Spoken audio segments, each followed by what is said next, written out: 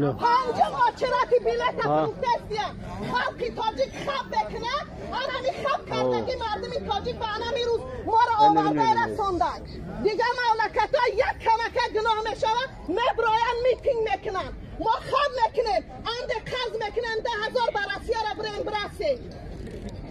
یگان آدم نفروختیم زاکون نیست همین را باور که من 21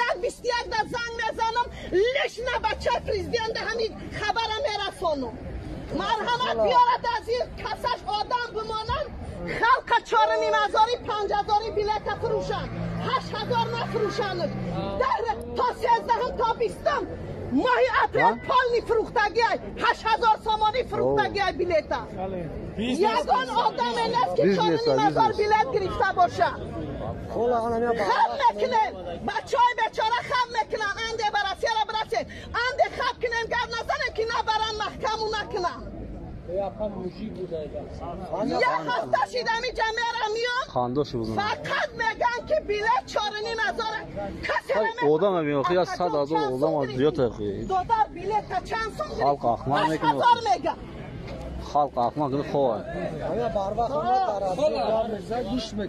خلا مرا توفیم همیش چند جوش کنده مرا نمیفوره برم هم رسیه دا کار کنم آزار آدم های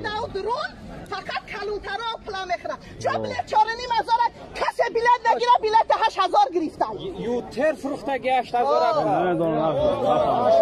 8,000